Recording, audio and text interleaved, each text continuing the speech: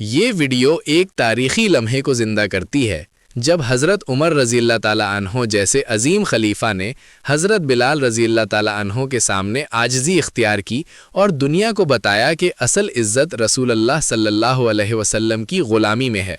حضرت بلال رضی اللہ تعالیٰ عنہ جناب عمر رضی اللہ تعالیٰ عنہ سے ملنے آئے۔ جب دروازے سے داخل ہوئے تو فاروق اعظم رضی اللہ تعالیٰ عنہ نے کرسی چھوڑ دی، ہاتھ باندھ کے کونے میں کھڑے ہو گئے۔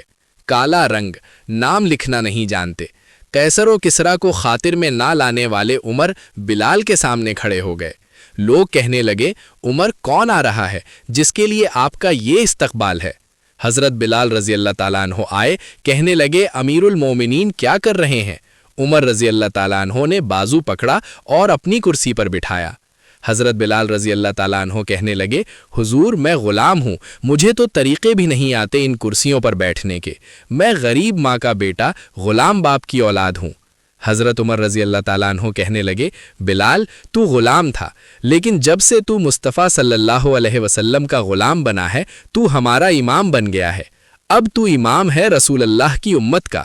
فرمایا، مجھے وہ دن یاد ہے جب مکہ فتح ہوا تھا، بت ٹوٹ گئے تھے، بڑے بڑے سردار تھے، اور میرے نبی صلی اللہ علیہ وسلم نے فرمایا، بلال سے کہو کہ کعبہ کی چھت پر چڑھ کے آذان دے۔ لوگوں نے کہا، حضور کسی اور کی ڈیوٹی لگا دیں، تو آپ صلی اللہ علیہ وسلم نے فرمایا، چپ کرو۔ بدر میں مار کھا کے آذان پڑھے تو بلال، احد میں پتھر برسے آذان پڑھے تو بلال کو بلاؤ، اور آج اگر اللہ نے عزت دی ہے تو میں لوگوں کو دیکھ کے بلال کو عزت نہ دوں۔ فرمایا، کوئی اوپر نہیں چڑھے گا، ابو بکر بھی نیچے، عمر بھی نیچے، عثمان و علی، طلحہ اور زبیر بھی نیچے۔